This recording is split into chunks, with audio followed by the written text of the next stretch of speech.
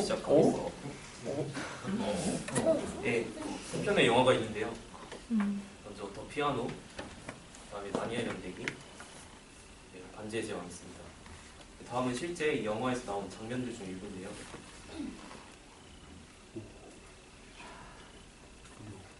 네, 세 장의 사진들을 보면서 어떤 느낌을 받으셨나요? 통화스러워. 다 맞는 말인데 저는 좀 약간 브로드하게 잡아갖고 영화의 배경이 되는 자연이 되게 아름답다고 저는 느꼈어요. 그리고 실제 이 영화들은 특정 나라의 자연의 배경으로 촬영된 것입니다. 아마 아시는 분이 계실 텐데. 예, 안녕하세요. 저는 오늘 순수 자연이 아름다운 나라 뉴질랜드에 대해서 발표할 17기 김동수입니다. 먼저 이 나라에 대해서 간단하게 소개를 드릴게요. 예, 다 아시다시피 오세아니아주에 있는 나라고요. 호주에서 약 남동쪽으로 2,000km 위치에 있는 우리나라의 한 1.2배 정도 된 나라입니다. 여기 국기가 있는데요. 제가 국기에 되게 관심이 많아요. 그래서 옛날에는 국기 다 외우고 다녀갖고 무슨 국기 딱 주면은 뭔 나라인지 맞추고 가야 되는데, 그래서 보시면은 이게 왼쪽이 영국 국기잖아요. 근데 이게 예전에 이 나라가 영국 식민지였다는 것을 드러내고, 그다음에 별 4개는 남십자가, 그리고 이 푸른색 배경은 남태평양을 의미한다고 합니다. 예, 그리고 이 뉴질랜드라는 이름, 이게 왜 나라 이름이 뉴질랜드인지에 대해서 조사해봤는데 1642년에 네덜란드의 탐험가 아벨 테스만이라는 사람이 여기를 유럽인 중에서는 최초로 발견을 했어요. 그래서 자기 고향이 근데 질랜드래요. 그래서 U자를 붙여갖고 뉴질랜드라고 지어서 막 엄청 의미 있는 그런 나라 이름은 아닌 것 같고, 아무튼 우리나라의 관계는 뉴질랜드가 우리나라 한국전쟁 때 약 한 6,000명 정도의 군인을 파병을 했대요. 그리고 현재 여기 살고 있는 우리나라 교민들이 약 3만 명 정도 꽤 많이 살고 있습니다. 예, 다음은 지리적인 특성인데요. 먼저 뉴질랜드 이렇게 남섬과 북섬으로 이렇게 나눠져 있습니다. 북섬 같은 경우에는 일단 수도 웰링턴이 포함되어 있고 경제적으로 남섬보다 훨씬 발달되어 있는 지역입니다. 하지만 저는 오늘 자연에 관심이 있어서 저는 자연주의 컨셉이기 때문에 이 자연이 더 발달되어 있는 더 아름다운 자연을 가지고 있는 남섬에 대해서 조사를 좀 흥정을 시켰습니다. 네, 먼저 저의 첫 여정은 크라이스트 처치라는 도시에서 시작을 합니다. 네, 여기에 있는 도시고 남섬에서 제일 큰 도시고요. 공항이 여기밖에 없어요. 그래서 뭐 안 갈래 안 갈 수가 없는 데입니다. 이렇게 뭔가 약간 고풍스럽고 그다음에 자연의 조화를 이루고 있는 그런 도시고요. 근데 사실 여기가 몇 년 전에 지진이 좀 크게 나갔고 지금은 성당도 좀 무너지고 사실 그래서 도심에서는 조금 볼 게 없을 것 같아요. 그래서 저는 그거보다는 이 해글리 파크라는 이 도시에 있는 공원에 더 관심이 있었어요. 뭐 엄청 특이한 그런 공원은 아닌데 이 공원이 도시에 굉장히 많이 있대요. 도시를 그냥 전체를 감쌀 정도로. 네. 그래서 이 크라이스트처치가 별명이 정원의 도시예요. 근데 이게 다 이 해글리 파크 때문에 그런 거라고 하더라고요. 그래서 이것도 같은 공원인데 여기 보시면은 강이 있잖아요. 얘들이 막 주말에 우린 막 과제하고 막 PPT 만들고 이러고 이렇게 한가롭게 나와서 뱃놀이를 즐긴다고 합니다. 되게 부러웠어요. 약간 좀 제가 약간 특이하지 않아요? 뭔가 뒤에서 어떤 사람이 뭐 긴 삿대 같은 거 들고 이렇게 적고 있는데 이게 펀팅이라고 해갖고 뉴질랜드에 구용한 어떤 그런 뱃놀이라고 합니다. 남자만 너무 혼자 힘든 것 같아서 약간 불쌍한 것 같고요. 그다음에 두 번째로 아카로아라는데요. 조금만 옆으로 가시면 바로 있는 데입니다. 이렇게 생긴 작은 제가 여기서 하고 싶은 것은 돌고래와 함께하는 수영입니다.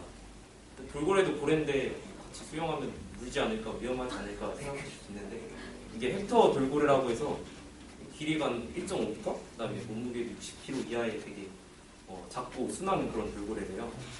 우리가 뭐 동물원에서 돌고래 봐도 그냥 멀리서 보기만 하지 같이 수영할 기회가 또 언제 있겠어요. 만약에 여기 가게 되면은 꼭 한번 해보고 싶습니다. 예, 세 번째는 프란츠 조세프 빙하라는 데예요. 그러니까 뉴질랜드가 북쪽은 뭐 따뜻한데 이제 남쪽으로 갈수록 남극이랑 가까워지기 때문에 빙하도 많이 있다고 합니다. 예, 이렇게 생긴 곳이고요. 뉴질랜드에도 국립공원이 되게 많은데 웨스트랜드 국립공원에 포함되는 곳이고요. 그다음에 많은 빙하들 중에서도 어떤 중심지, 강으로 따진다면 약간 본류에 속하는 부분이라서 가장 넓은 지역 분포를 자랑하고 있습니다. 실제로는 빙가 있는 데까지는 헬기를 타고 이동을 한대요. 도착해서 이제 중무장을 하고 저기 트래킹을 한다고 합니다. 옆에 보시는 게 여기 있는 얼음 동굴들인데요. 네, 뭔가 약간 이런 데 가면 겨울왕국 온 것 같은 그런 느낌도 들고 되게 좋을 것 같아요. 지금이야 지금 한국도 추워갖고 가기 싫으실 수 있는데 여름에 뭐 더위 먹었을 때 가면 괜찮을 것 같습니다. 네, 일단 네 번째는 좀 남쪽으로 내려와 봤어요. 사실 이게 남쪽으로 좀 많이 내려와서 제가 이걸 경로에서 뺄까도 고민을 해봤는데 일단은 뭐 시간은 크게 상관 안 하고 넘어갔습니다. 여기가 또 빼기도 좀 그런 것이 여기가 뉴질랜드에서도 자연이 가장 아름답게 소문이 나는 곳입니다. 그래서 뭐 반지의 제왕, 아바타, 주라이브 좀 유명한 영화들이 여기에 원시림을 배경으로 촬영이 됐습니다. 세계 자연문화유산으로도 지정됐고요. 사진을 몇 개 준비해봤는데요. 사진으로만 봐도 이런데 실제로 가면 멋있겠어요. 이거는 반지의 제왕에서 보신 것 같지 않아요? 1편에 나오는 네. 관광할 때는 이렇게 차 타고 돌아다니면서 관광을 한다고 합니다. 예, 다음 이제 다시 북쪽으로 올라가서 파이코라라고 하는 작은 마을이에요. 여기는 딴 건 없고 제가 주관적인 그런 게 들어가는데 바다 표범이 굉장히 많은 곳이에요. 멀리서 보면 약간 뭐 징그럽게 생각하실 수도 있는데 가까이서 보면 되게 제가 또 약간 동물들 좋아해갖고 약간 평소에 잘 못 보던 동물들 볼 수 있는 그런 데를 한번 가보고 싶었어요. 네, 그 다음에 여섯 번째 마지막 곳이 넬슨입니다. 이곳은 뉴질랜드에서 입조량이 제일 길고요. 가장 선호하는 두 가지입니다. 각종 레포츠도 되게 많이 발달해 있는데요. 일단 여기가 산과 바다가 되게 다 가까이 있어요. 그래서 이런 뭐 해양 스포츠, 그다음에 뭐 산악 트레킹 이게 모두 가능합니다. 저는 막 뭐라고 그러지 민드 서핑 이런 거 무서운 건 잘 못해갖고 이렇게 시 카야킹 이런 좀 잔잔한 거 네, 그런 거를 하고 싶어요. 그리고 약간 하와이 느낌 나는 그런 휴양지 느낌도 나고, 그다음에 여기가 특히 뉴질랜드 원래 양이 많은데 여기가 특히 많대요. 양이 약 한 4,500만 마리 정도 되는데 이게 뉴질랜드 인구의 약 한 10배 정도 되는 숫자라고 합니다. 넬슨에서 이제 약간 옆으로 가시면 여기가 넬슨이긴 한데 아벨 테스만 국립공원이라는 데가 있어요. 아벨 테스만 제가 앞에서 잠깐 설명드렸는데 뉴질랜드 최초로 발견한 사람이라고 했잖아요. 그분이 도착했을 때가 아마 이 부근이어갖고 그 사람 기리기 위해서 이름을 붙였다고 합니다. 아무튼 여기를 들어가려면 일단 맨 처음에 통과해야 되는 곳이 카이테리테리 해변이라는 곳이에요. 보면 바다 색깔도 되게 이쁘고 저는 특히 모래 색깔이 약간 황금빛 나서 되게 예쁜 것 같아요. 그래서 실제 여기는 관광객들보다도 현지인들이 엄청나게 많이 선호하는 곳이에요. 만약에 해변에 가게 된다면 이쪽으로 가고 싶습니다. 마지막으로 와이코로프 샘 발음하기도 힘든데 굉장히 맑죠. 보면은 밖에서 그냥 딱 바닥 내려다보면은 바닥이 바로 보이잖아요.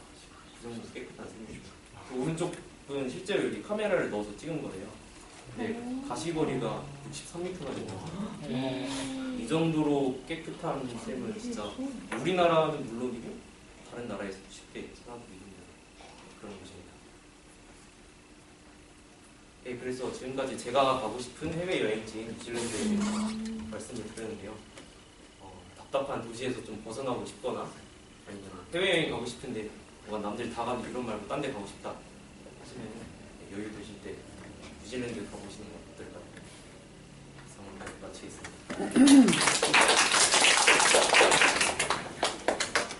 발표 시간 9분 19초.